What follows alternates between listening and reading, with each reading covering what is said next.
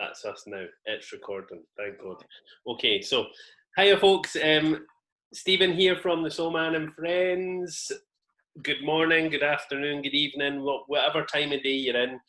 I am sitting here today with my lovely friend Susan Watson. We've actually just already done this, but not realised that it wasn't recording, so we're just doing it again. So it just feels a bit strange doing it again. Susan runs the company Perfect Solutions, and Susan, she's so passionate about helping people, children, adults, anybody who needs a bit of help and support. And in this interview, we're just going to talk and have a wee organic chat all about what it is that Susan does. So I've known Susan for a couple of years now, and we only met in person actually about 8 months ago, which was such a good laugh. We had a good chinwag and a good chat when we were at the Scottish Parliament, and I'd given Susan a lift home. So yeah, we had a right good chat that night, didn't we, Susan? We did. It was great. It was really good fun. It was really interesting. So, what is it that you offer, Susan? What is it that you do with your business, Perfect Solutions? The Perfect Solutions coaching, my main stream of work is that I work with anxiety, unhelpful emotions, and with people who have had quite traumatic experiences. So that's the main areas that I sort of specialise in. And I work with a multitude of other situations, but everything that appears to have an underlying emotional or anxiety-driven impact on people's lives. So that's what I focus on. Absolutely. Do you think that comes from childhood, Susan? Because we were speaking about this the other day there and saying how, those early developmental years when we're developing as children, where our relationships with people, with our parents, that kind of thing. Do you think that these issues come from that area of life? I'm interested in your perception of that. There's a very small percentage of anxiety that links to genetics, very small. And then you've got learned behaviours, what you're talking about, what's round about you. You can learn how other people react in these situations. But then if you look on the mind as being like a computer that gets programmed, so if you think as early as formative years, 2, 3, 4, 5, or when you're at school, the way that people speak to you and the way people treat you goes into this computer, and it's like programs that run, and that's what makes you your self-worth and self-value or feel anxious. So yeah, a lot of it does come from the past that comes up into your present life. And like a computer, I guess that it's kind of your job to reprogram that as well. The way I work and the way I explain it to people is they actually make all the changes when they come to see me. I just help them do it, but all the change happens in that person's mind themselves. And you're right, it is like a computer program. It's removing the old program data that isn't helpful and replacing it with the positive stuff, the confidence, the good feelings about yourself. So there's a bit of switching that goes on. It must be wonderful though to see that transition, that change with people when they come in and they're, maybe quite down and quite low, and then you see them coming out the other side of that. Especially as it can happen so quickly, because it's getting the actual right moment to do it, but change can happen in a second. Yeah. Absolutely, in a second. It's just getting that right moment to help that person make that change. One thing that I do love about your work as well, Susan, is that you're not the kind of person that you're not there to extort people for their cash or anything like that. I always remember you saying one thing is sometimes it just takes one session and someone's sorted. You're not prescribing a course of 12 sessions to get someone into a good place. No, I never do that. What I always do is say that I work on a one session basis, because what I'll do is, it's quite a long session that I do. It's about 1.5 hours to 2 hours, but it's focused around clearing out old pains and hurts, and what I was saying, replacing it with the good stuff. Yeah. But people will always have anxiety and stresses in life. That's just how life is. So what I do in that is I also teach people self-help tools, so when they do feel anxious, they know how to manage it. And I give them what I call a take-home toolbox. So they've got videos and recordings and things, and that's all included in the price of a single session. And then they decide later on if they need any more help. It's not my decision, they know it, not me. But I work in a bit of a different way for them. Yeah, For a lot of people. that's amazing though. I love that, you know, because there's so many other people that do this type of work. Not to discount anybody's work at all. Everybody's just got their own style, and that's how I've decided I wanted to work. Yeah, and I love that. I love the fact that it's one session and then see how we go, and then another session, because then people aren't as committed to buying big blocks of things either. And I think it's much more accessible. Yeah. Well, the reason I don't do that is because with my approach to the work is I don't know how many sessions somebody's going to need. I can't see it in the future. But however, the only person that's going to know is the person that comes to see me. And they'll only know after they've been to see me and they've used the tools for a while that I've given them. And then they've got that space in their own mind where they can decide whether or not they want to come back without committing to a line of sessions. And I also offer free support online as well for people that need help. There's also something that I think you've mentioned, which is absolutely vital as well, you know, because even though we see people doing these types of things a lot, I think that when you're recognizing that someone maybe needs more than just what we're able to do, it is something that you would do and say, listen, I think you need to go and see the doctor, get yourself sorted there first. When it comes to anxiety and depression, there's actually forms. I was trained for Anxiety UK to work with NHS forms. So there's actual assessments that I do for anxiety and depression. And it gives me a good picture of where they are in their lives. And I would always say that the first place you always go for is medical care. I'm complementary. I work alongside a GP. I don't replace medical support in any way. Which I think is vital though, isn't it? Because, you know, we can't fix people's deep-rooted stuff that needs medical attention first, and then whatever we do complements that after. I think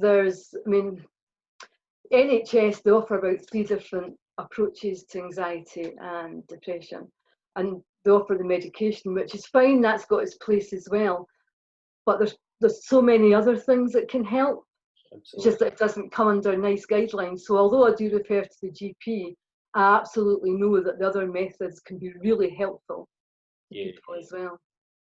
We certainly experience that a lot with meditation. When people are coming along for meditation, sometimes it's by GP referral, which is fantastic, because then I know that that person's done the work to seek the help professionally from their GP first before they come along. And again, it's that whole assessing the situation, isn't it, before you're working with people. I think as a client, you've always got to protect your client and make sure every decision and every action is best for them. And so that's why I do that as well. I love it. So what got you into it, Susan? I got into setting this up because I had really bad anxiety myself. And you'll find that most people who go into this line of work have got a history of some experience. Yeah. And I had quite a colourful, traumatic life, shall we call it.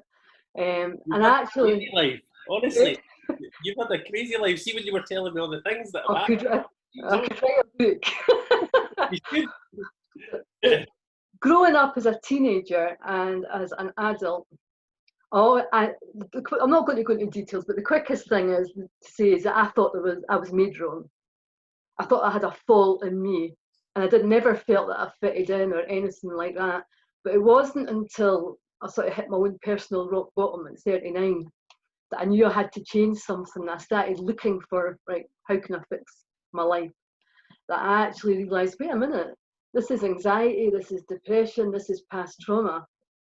So I probably took a different route for most people, because the way I helped myself was I started doing training courses as a therapist, and while I was doing the training courses, I was working on myself.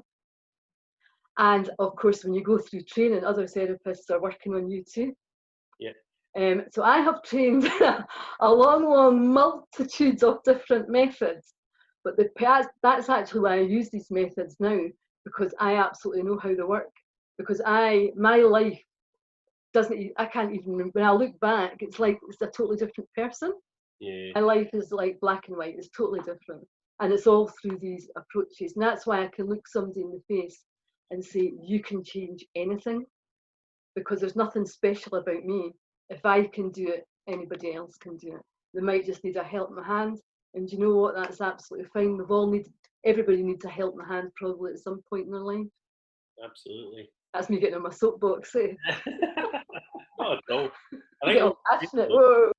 it's totally valid. You know, I think that, you know, to be able to work with people, you need to have walked in that, or in their shoes, you know, so to speak, although it's not always in the same type of shoes, you know, but I think when you've got experience of dealing with it yourself, it's vital that you're able to transfer that and help other people, you know.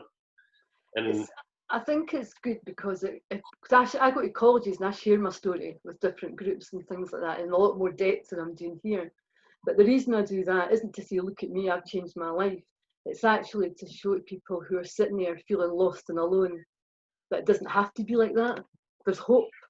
yeah, absolutely. I know people can help you. So that's why I do that, really. Yeah, I love it. Absolutely brilliant. And when that kind of leads us on to my next bullet, and that is mental health. And the you know, I know that you and I had attended the mental health strategy Cross-party group. party meeting last year, and you are now part of the board. Is it the board? Yeah, the cross-party group for mental health. That's what it is. Yeah. And you know that what I think I was surprised at most when we were at that first meeting there was the lack of, and I don't mean this, and I know that you would probably be on the same page as me, but I think the lack of understanding on how the third sector can help. You know, sometimes we're waiting for like a year, 2 years sometimes for people to be referred to get the help that they need from a psychotherapist or whatever it may be. But, you know, we can intervene much faster than that. So what's your view on that, Susan? I know what your view is, but I'm going to ask you anyway. I absolutely agree. I don't know if you've heard of the CNHC, but it's a regulator, and I'm their local champion for that. I've already been to see my local MSP to talk about this. I've written suggestions to the cross-party group already, because I think there is a massive resource, not just in Scotland, in the whole of the UK, that can absolutely support people in need. If you think you've got people waiting 18 months to 2 years for a cognitive behaviour therapy on the NHS, and they've got so many skilled people, what they need to do though, and I think this is probably the hurdle, is they need to have a level of the quality of work. They need to be able to make sure, because with no legislation in the UK, they do have to make sure if they're referring people in need that it's the right person for that job. Yeah. I don't know how they would do that. It's something they'll have to look at. But do you know what? They've got a massive resource that can offer help to people. And I think that's the corner I'm coming from. I'm really pushing for that. And I'm quite good at shouting out. I don't give up. I think that is very valid. The point that you just brought up there is the fact that there is no legislation. So, you know, anybody could be out there saying that they do that type of work. Yeah. And I think that's why I wanted to do this interview with you as well, or one of the reasons, because it's vital for me that people are getting help from people who are properly trained, people who have that experience, because in my line of work, I've worked with so many people who haven't had the right treatment or the right advice or the right help from people who are doing similar things, not the same thing to what you're doing, but and it's a shame, because then what happens is that person then regresses and goes further back because they feel they've sought the help, they've not got the help. So keeps them off looking for anybody else because they lose faith. Absolutely. Lose trust. Yeah. So I think, you know, doing your work, doing your homework, you know, you've done this for what, 20 odd years now? I started work in coaching in the workplace and with mental health in the workplace about 20 years ago. Yeah. With this what I'm doing now, I would have started at about 9 years ago, but a lot of the time I was working part-time because I was working financial services and doing this part-time. I've been doing this full-time for the last 3 years. But I think if I was looking at that, you've been developing yourself since you were 39 years old, you know. So, Well, absolutely, that is it.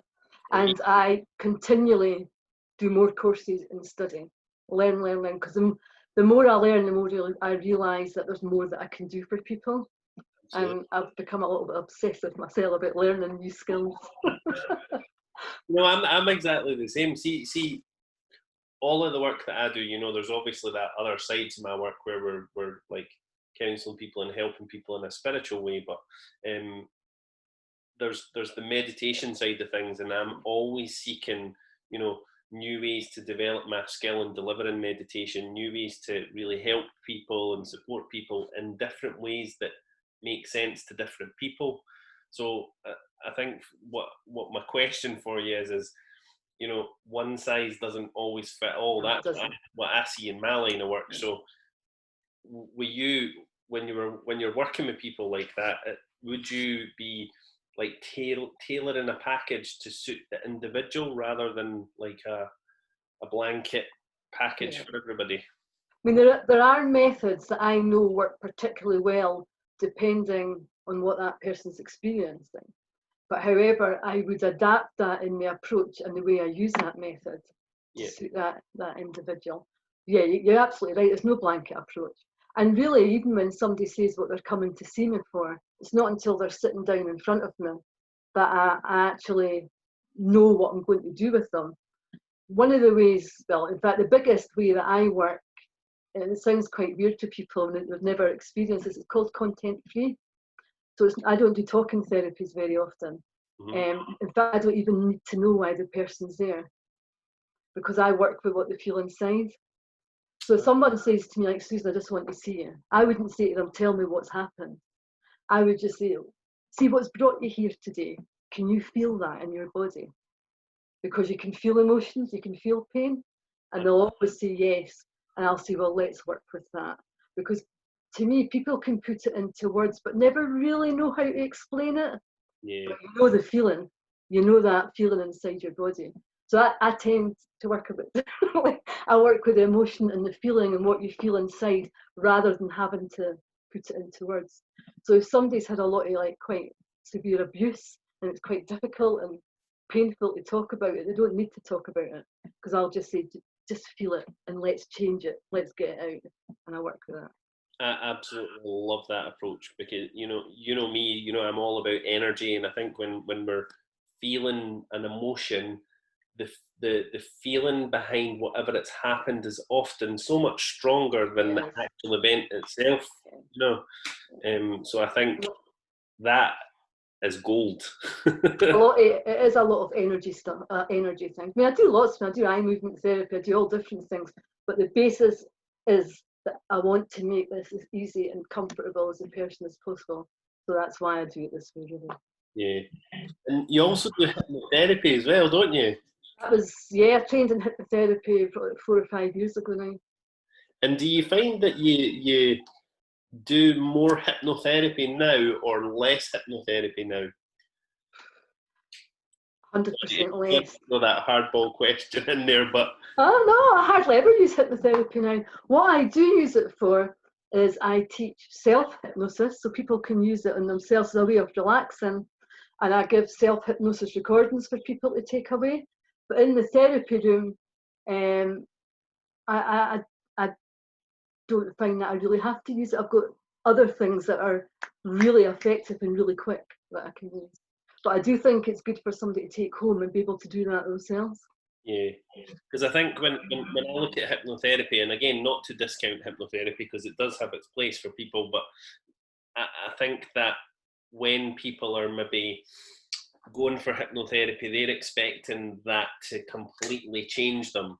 Yeah, And that's why I don't use it. It's exactly why I don't use it, because when I first started, everybody's view on hypnotherapy is what they've seen about stage hypnotherapists. Yeah. They were expecting to go down like a brick, drooling, not remember anything, wake up and be 100% different person. And that isn't what it's like. So if I ever touch on hypnotherapy even slightly now, I would just call it a guided meditation. Yeah. Because I think hypnotherapy people do have that concept of Paul McKenna on the stage saying sleep. You know, Yeah. it's nothing like that, is it? At No. all? No. Brilliant. And you're going to be working with us as well. We kind of touched on that a wee bit earlier, which is great. So Susan's going to be at the shop 2 days a month, is it, Susan? I was hoping for the last 2 Fridays every month. That's what would sort of. But if that's not, we can change that though if it doesn't suit you. But that's what I was sort of hoping We can for. do that. Yeah. And when you're with us as well, obviously we've got the whole COVID-19 thing going on. So, and I know that you'll be sticking to the guidelines and the regulations as far as that's concerned. And if you were using one of our private rooms, we would be in one of the bigger private rooms, so that there would be that space there as well if anybody wanted to book in with you. I mean, I've started seeing clients yesterday face to face back in my own office. Yeah. So I've got all the hand sanitizer, the mask, you name it, I've got it. Yeah. And I've got the 7 feet between us. However, if somebody, for example, is what I do work on ears as well, acupressure. Somebody was wanting that, then I have to mask up and clean them because I'm going a bit closer. Yeah, I want to talk about that acupressure because I've seen that with the acupressure, you'd lost a bit of weight with that as well, didn't you? I'm not saying that does all the work because you've still got to live healthy and eat healthy. Yeah. But it definitely helps because around the ear you've got certain. I use a pen that sends an electric current in acupressure points, and what I lost 3 stone, and what it does is it makes your stomach feel a bit fuller. It reduces the appetite and stops your craving. So I was zapping all over the place. That's really good. I've yo-yo been like that all my life. Yeah. And when I stopped, I used to use smoking as a tool to stay slim. So when I stopped smoking, I put a lot of weight on, and I decided to wait till it was the right time. And once I started doing this, it's plateaued, stuck. It's still 1.5 stone to go. And then when I started using that pen, the weight just fell off me like that. I was like, woohoo. And do you think that when anybody's seeking any kind of thing, do you think it always has to be the right time for them? Or can it just be that the want is there? I think that when I say the right time, it has to be a real genuine desire at that moment that you're ready for change. Yeah. Because if you're not really ready for change, you're not going to have that open mind and be ready to really go for it. Because change isn't always easy. People find change uncomfortable, but it doesn't have to be difficult. It's just that you've got to have that mindset that you're ready for it. And what would your 3 most popular services be that you would be offering at the Soulman and Friends? Well, I was thinking of the ear acupressure because it's something different and it's something that I can do just there, and that helps with pain, anxiety, weight loss. It covers so many things. So I thought I would do that. And I also thought about silent counselling, which is dealing with energy and muscle testing, which is actually pinpoints where past traumas and pains are, and it helps you clear them. So like breathing, and it's got tapping like EFT and things like that in it as well. And I also thought of the EMDR because I can do eye movement therapy, bilateral stimulations, which clear all the anxiety and past pains very quickly. So I thought that was 3 good ones for there. Yeah. And what about life coaching as well? Yeah, I could do that. That's talking. That's just a talking therapy. Yeah. Do you know what I mean? There really is so much that I can offer. I mean, I'm not expecting to come to your shop and there's queues waiting to see me outside. I know that would be lovely, but I don't think it will be. But you know what? It's people, if they want to come in and just chat to me, ask me questions about how do you manage anxiety, talk about stresses, talk about hurts and pains. Do you know what? I'm happy just to sit and explain how change happens and how they can actually do that. And I would really like that because I never get that interaction very much. So that would be good. Yeah. So sometimes as well, when we're working with people, when we're doing readings for them in the shop, we've got this this kind of ethos where when we sit down with people, sometimes it's not the right time for a reading for someone. Sometimes they think that what they need is a reading to give them the answers that they need. So I think having you there as well, a couple of Fridays a month, if that was ever to happen, it'd be really nice that we could say, why don't you go and have a wee chat with Susan? Yeah. Exactly. Do you know what? That would be great for them and great for me as well. Yeah, absolutely. And there's always a free cup of tea at the shop as well, so they can always sit and have a cup of wee and a wee blether with you, see what your services are, that type of thing. And I also wanted to talk about your therapy room at home, because I just love when you share pictures of it. Your little. Is it? I love it. In pine or what is it? It has. I don't know what it is actually. It's sort of a pine wood. I think Scott built it for me. My husband. It's there won't be anything else like this because it's 2 walls are glass, and it's actually a lot of it's it's been used. So we've done it on the cheap, if you like, but using resources that we could actually make.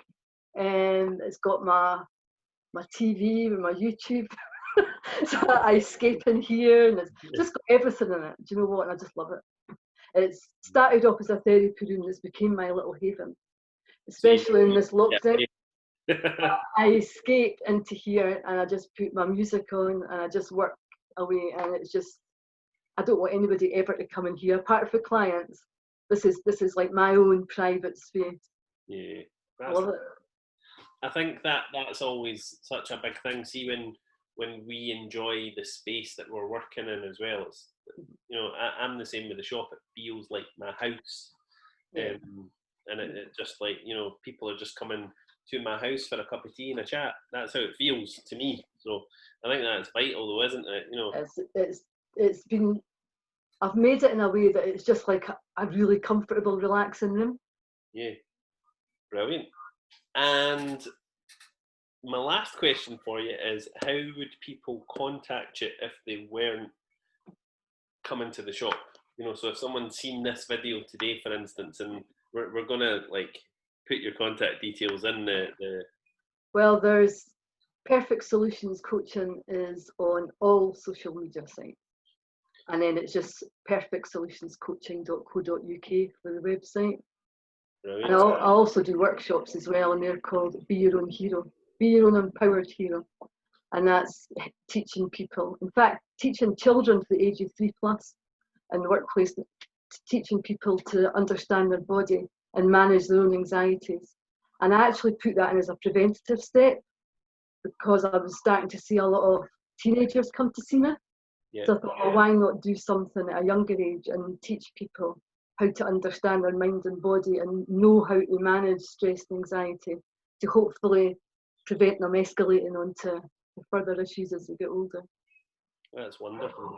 I am, as you know, I'm very, very passionate about that, helping the wee ones before they get to that adult stage where they need lots of help. So talk to me about that as well, Susan. Sorry, I want to hear more about your Be Your Own Hero. I know, but for the benefit of everybody else. Be Your Own Hero, as I said, it started off as a preventative measure. So I did work with, and I will again when we're able to do that, children aged 3+, and it's with their carers or parents. So it's a quality time with families coming together, because anxiety, we're working with the kids, but you can see that parents will feel stressed in life too, aren't we all? So the whole family, I teach them all self-help tools, but it's really fun and interactive. I like it because I get to be 3 years old again, crawling about the floor and doing silly things like that. Adult workshops, I do them with a friend, Marina Collins, and we do things like glass walks, arrow breaks, spoon bending, all weird and wonderful things with the adults that are absolutely amazing. You'll love it. Absolutely. I'm gonna be sending you a wee message after this, actually. In fact, we might just stay on the Zoom call afterwards, and I'll talk to you about that, because I've been looking for that for some of the guys that are doing my mediumship course. So well, my friend, I don't do this, but Marina also does fire walking. Oh, really? Wow. Yeah. So good contacts here, Stephen. Why did I not know this? I don't know. And the corporate ones, we go into the workplace and just work with teams. Really, because we've all got self-limiting beliefs to help people, I guess, realise their full potential, manage anxiety in the workplace, hopefully help the workplace reduce absence and all these sort of things, but empower people. It's all about making you feel good, regardless of who you are. Yeah, absolutely. I think that's it, making people feel good and empowering people, and that's what you're all about, which is what I love. And so people contact you either on Facebook, Twitter, Instagram, LinkedIn. LinkedIn. And where would you find that your most contact comes from? I would say Facebook. Yeah. Because I offer lots of hints and tips on Facebook as well, people message me, and I do share like recordings and videos, and I share information for them without anyone coming to see me. I just give it to them because they need it. Yeah. And you know what? They'll decide further down the line if they need more help that perhaps they'll come back to me. But the main thing is they're getting help when they need it most. I love it. And you are a bit of a local celebrity as well. You know, I've seen I you. wouldn't go that far. You've been in how many papers? I think 4 or 5 different papers with the whole lockdown thing, where you've been helping and supporting people. You've had an interview on the radio as well. So there's been lots of amazing things going on for you. You excited about that? I am. Do you know what? It was a really good opportunity, and the reason it came about is because I've just written some books, and it was because I'd written these books on anxiety that the papers, but the local paper, I wasn't expecting it to be a front page photograph. I thought it'd be like a wee story inside, and when I seen my face splattered on the front, I just about passed out with shock. I was standing in our local Scotland getting bread and milk, and I could see your face sitting on the newsstand staring at me. I was a bit embarrassed about that one. And of course, I had neighbours in the street coming out to me saying, "Oh, I've seen you in the paper." And I was like, cringe. It's great though. It's nice. Do you know? I think it's nice to get that exposure, and you know, for even more people to see what you do and get that. That was the main benefit for me. It's a wee bit embarrassing with the front page thing, but I know that the more people who know about me, the more people I can help. So it's worth a wee bit of a red face. The same with us. We'd had a thing published in the Daily Record and in the Courier, and I think the news team kind of pick it up in different regions, and you know, it was a wee bit embarrassing, but I think what I got from it, or the most that I got from it, is people genuinely interested in meditation and wanting to help themselves were able to see that. You know, we got out there to so many more people. That's how I heard about you. I think I seen the photograph in the paper. It was you standing outside your first shop. Yeah, just in the shop, and that's how I first heard about you. Yeah, because we had so many men that approached us for meditation at that point as well. You know, and I think for me, guys, and I know that you're exactly the same. I know that you think like this too, but men are the least likely to talk when they've got issues or problems. They just kind of swallow it down and they deal with it, and they move past it. So if it was a guy who was watching this, and that's not to discount the ladies, you know, at all, but if it was a guy who was watching this and they were thinking, you know, oh, I would quite like to give that a try, but I don't know if I could talk about myself. I don't know if I could talk about the situation that I'm going through. I think that your approach would work wonderfully. You know, the whole silent. Yeah, I've seen a lot more men coming to see me in the last year. Yeah. I would say in the previous 7 or 8 years, I probably only had, in that whole period of time, maybe 4 men in 7 years. And in the last year, it's quite a regular occurrence now that I see men coming to see me, which is a good thing, which is really good. Yeah, it really is wonderful, because what we're seeing now is slight, small changes to the way that men are approaching mental health now. And the sad thing for me is that, you know, it still remains to be the biggest killer in men under the age of 45, suicide. Yeah. So I think You need to keep at it all the time. Help is here. yeah. What I'm trying to do is like get so many people, you know, like yourself and as many people as we can doing the things that we're doing so that it's even more accessible, you know, again, like that one size fits all thing, you know, meditation might not work for one person, whereas coming to see yourself would work for the next person, you know, or if that makes sense. Yeah. So yeah, I think that's all I want to add. Anything that you want to say before we finish the interview? I would just say thanks for having me on, Stephen. And I hope I didn't ramble on too much like I have a tendency to do. Well, thanks for coming on, because I know that we've been trying to organise this for the last few weeks and it's just nothing's really worked. But I always say that everything happens for a reason. It always works on the right day. So, and that's obviously how it's worked today. So, yeah. We are going to go for now. Susan and I are going to stay on though and just have a wee chat afterwards, just in case you hang up on me, Susan. That's all I'm saying.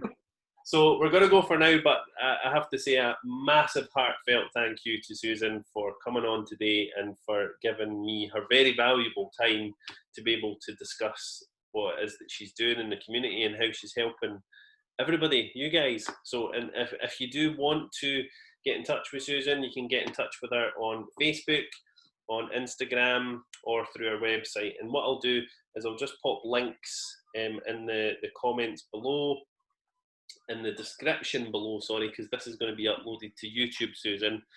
And yeah, thank you. Thank you. Thank you so much. Bye for now, everybody. And